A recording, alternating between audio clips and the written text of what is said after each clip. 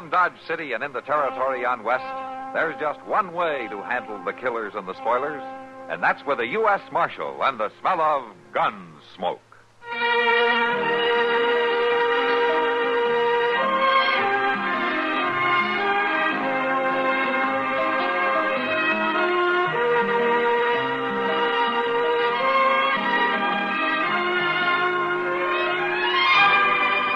Gunsmoke, starring William Conrad. The story of the violence that moved west with young America. And the story of a man who moved with it. I'm that man. Matt Dillon, United States Marshal. The first man they look for and the last they want to meet. It's a chancy job, and it makes a man watchful. And a little lonely.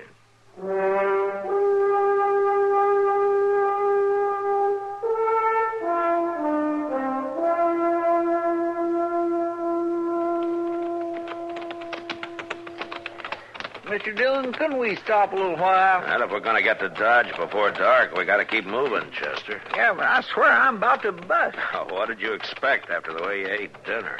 You know, I just couldn't help it. Every time I eat with the cavalry, I make a fool of myself. The ration them fellers draws nowadays is really something. Hey, Chester. Look over there in that drawer. Why, it's an Indian, ain't it? Is he dead or what? Well, let's go see.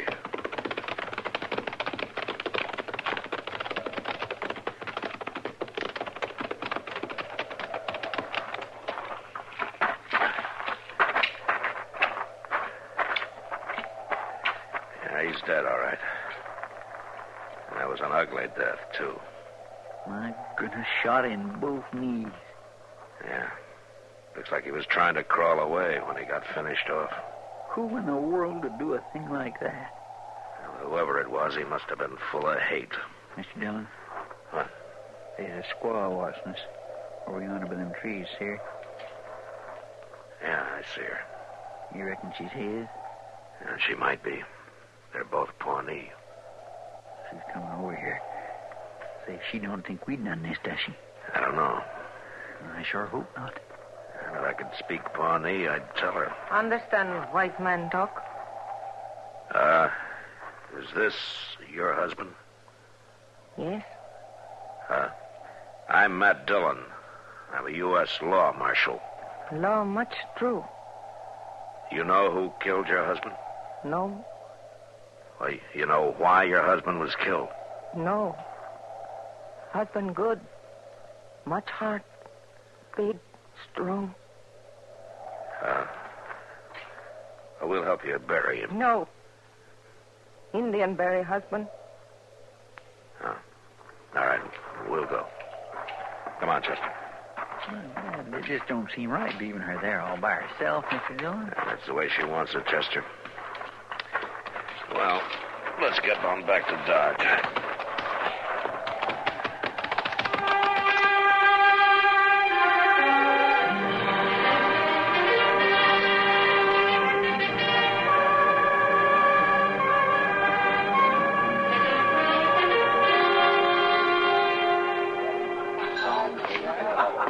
Well, hello, man.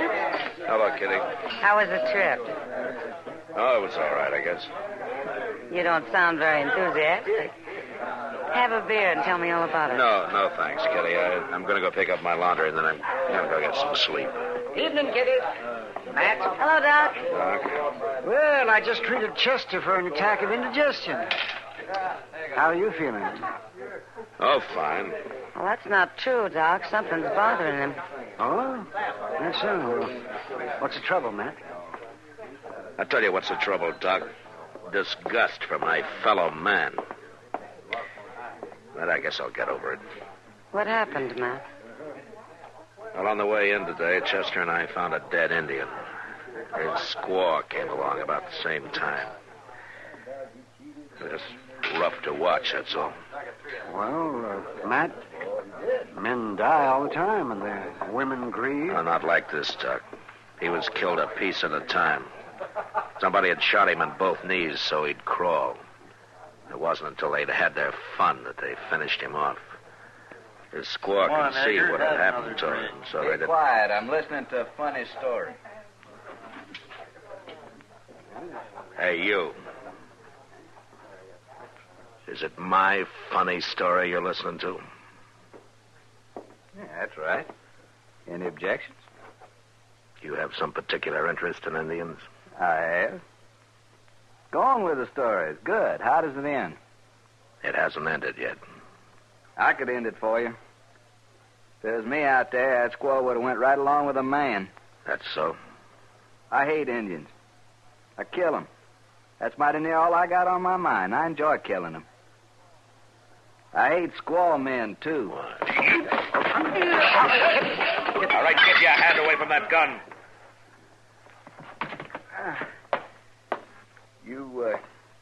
You wearing some kind of badge there under that vest? That's right.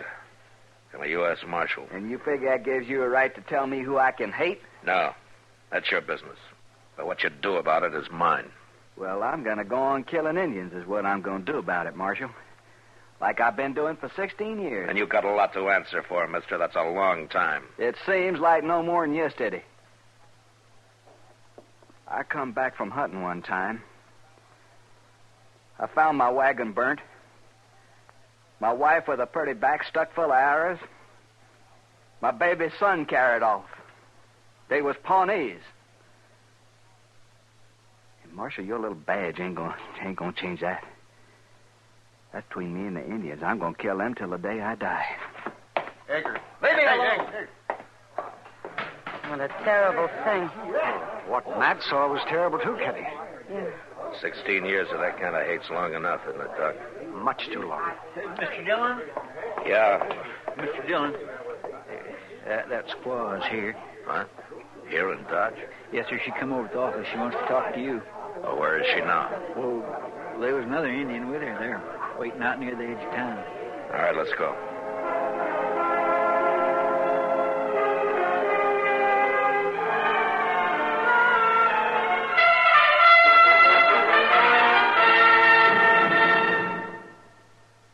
Hello, this is Marvin Miller with another page from your American Heritage Scrapbook. The majestic Hudson River, which has cut such a wide path through American fact and fiction, was apparently first discovered by Giovanni da Verrazzano, a Florentine navigator, on April 17, 1524. But the man for whom it was named, Henry Hudson, made the first conclusive exploration of the river during the months of September and October of 1609. Henry Hudson, hoping to find a waterway through North America to the East Indies, sailed his ship, the Half Moon, up the Hudson as far as present-day Troy, New York. In the 1620s, Dutch patroons had established a permanent colony, New Netherlands, along the banks of the Hudson, and New Amsterdam was spreading out from the southern tip of Manhattan Island. It was in 1664 that an English invasion force entered the deep-channeled mouth of the Hudson River and took over control of New Amsterdam from the Dutch. They renamed the city New York. Ships flying the Union Jack cruised the Hudson for more than a century, bringing furs and food supplies to cosmopolitan New York. Control of the Hudson became imperative during the colonial revolution for independence. The British attacked and captured Fort Washington and Fort Lee late in 1776, but their attempt to cut the jugular vein that united New England and the middle colonies was unsuccessful. Colonial independence won, peace reigned again over the river Henry Hudson once described as the Great River of the Mountains. Yes, running 306 miles from the summit of Mount Marcy in the Adirondacks to the wide-spreading harbor of New York City, the Hudson River became the lifeline of a new nation, just beginning to explore and develop its natural riches.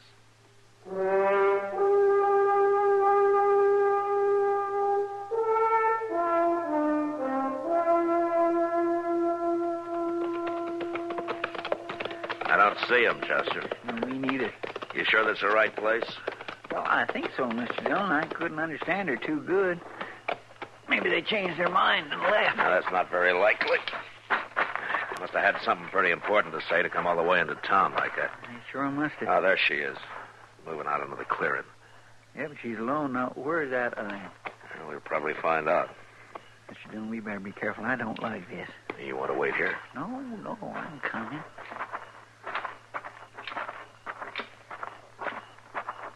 We talk. You come alone now. My friend says that there was another Indian. He back there. He little white wolf. Brother. He no make talk. He wait. Is that the one, Chester? Well, I think so. He never come near enough for me to get a real good look at him. Any other Indians here? No other. 3. All go. Leave village. Make new house. Oklahoma. All right, we talk now. White man kill husband. White man go to city. How do you know this? Brother, he gone. See one, only white man. Then go find husband dead. Brother track white man. Go to city. Who is the white man? He wear black hat, spotted shirt. He ride black horse. Why, I seen him. Wait a minute, Chester. There are many men like that in the city. You got to say more than that. You find, you make prisoner, you kill. Now listen. The law must know, and it must know good.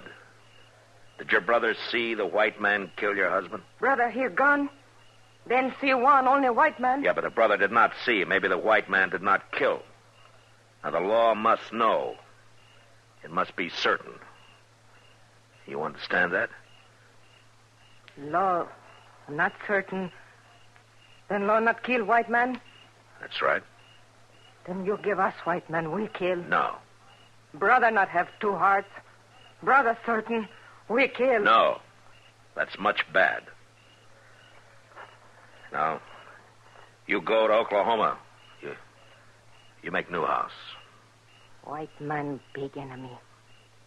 We no make peace. We wait. We kill. Well, that's sad. Reckon she means it? Yeah, she means it all right. They'll get him.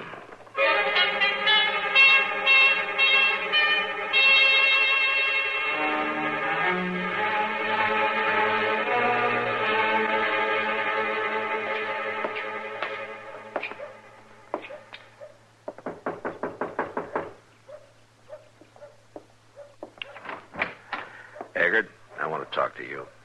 Come on in. I tried to find you last night. I ain't been hiding, Mark. Yeah, I know. It was late when I got back to town. Nobody knew where you were staying. I went out to talk to some Indians.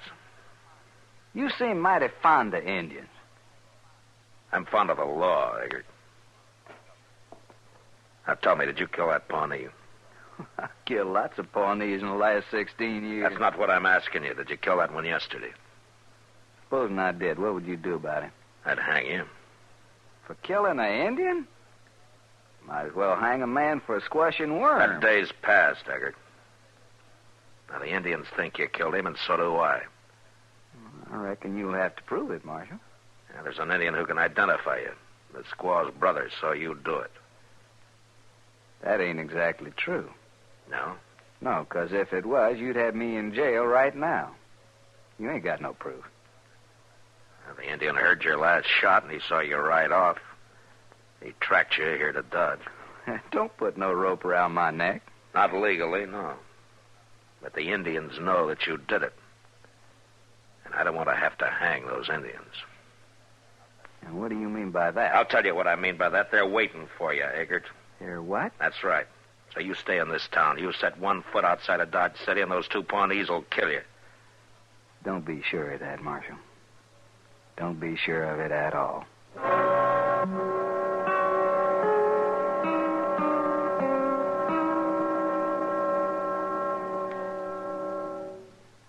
This is Myron J. Bennett, back again with another little-known item of American military history.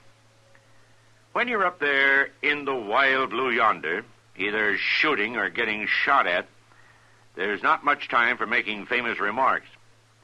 Perhaps that's why there aren't too many on record for the Air Force, although our youngest branch of the armed forces got a big piece of the action in our recent wars. It started out on August the 1st, 1907, with only 1 officer and 2 enlisted men, and didn't get its first airplane until a year later. Under the Signal Corps, aces made history in the dog fights of World War I. But it wasn't until General William Billy Mitchell got himself court-martialed for backing up his statement that nothing can stop the attack of aircraft except other aircraft, that the air arm really got going. In World War II, General Henry H. Hap Arnold built the Army Air Corps into the greatest military armada ever seen, with his three-legged stool formula of pilots, planes, and airfields, and the slogan, "Keep 'em flying." And in the Cold War that's been going on ever since, the now independent Air Force, with its ever-ready Strategic Air Command, carries the biggest stick we've got behind its soft-spoken motto, "Peace is our profession."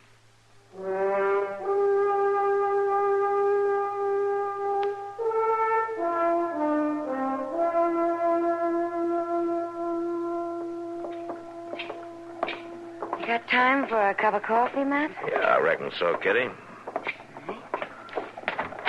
There you are.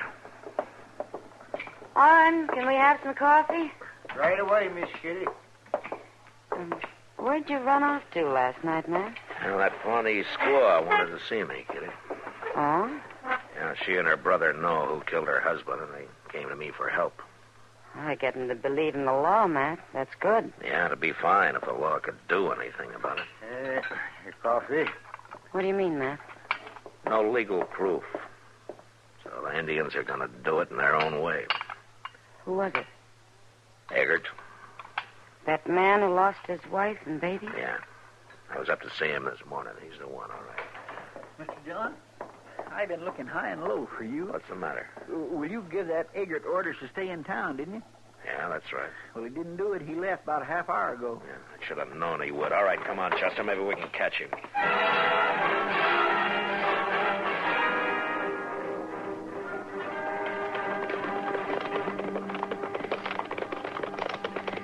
Seems like we ought to have caught up with him, but now, Mr. Dillon. Yeah. Maybe the Indians got him already. I doubt it, Chester. I think they'd get him behind him and trail him till they could set up an ambush. Well, it's a pretty good spot for a fight right here. Wait a minute. There's the squaw over there in those trees. And she's riding up that little Yeah, gun. come on. She's turning. Well, she jumped off. I'll get her. You catch the horse. Yes, sir.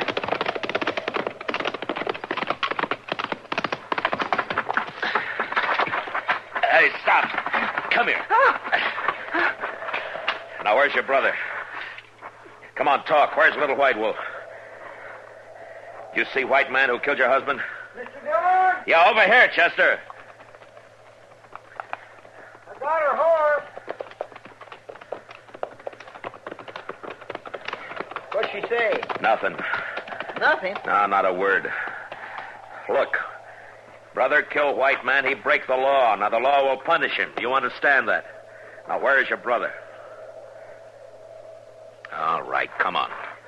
That's where I don't understand, Mr. Dillon. I do, Chester. She waited on the trail as a decoy and deliberately led us away to give her brother time. Right now, that Indian and Eggert are stalking each other somewhere in that bush. Hey, that was a rifle. White man, big enemy. We kill now. Little White Wolf avenge husband. Where'd he come from, Chester? Could you tell? Well, from that bluff yonder, it sounded like. All right, let's get over there. Maybe we still have time to stop him.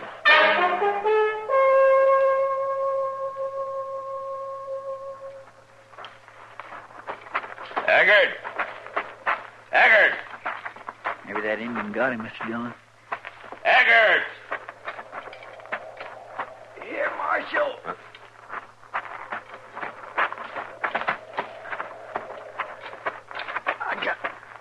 I got me another Pawnee. But he got me, too. Where is he, Eggert? Right in them rocks.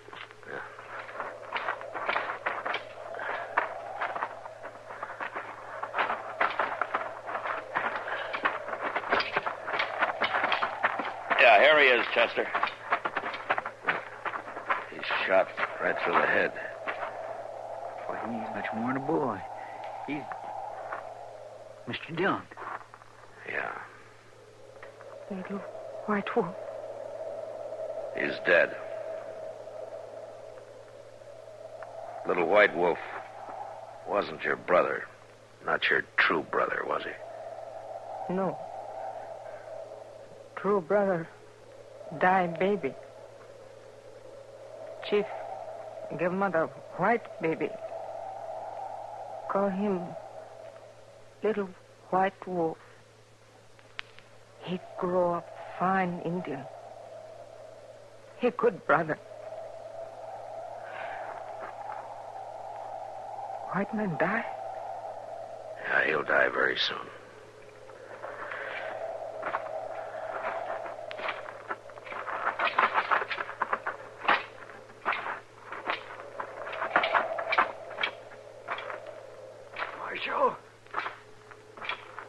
Marshal? Yeah, Eager. Did I kill him? You killed him. Well, that's good. You were just a kid. About 18. I'm glad. That's just about right. By now, my own son would have been just about 18. Mm-hmm.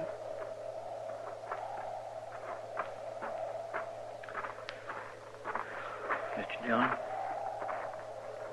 did you tell him? No, Chester, I didn't tell him. Well, at least we can bury him together.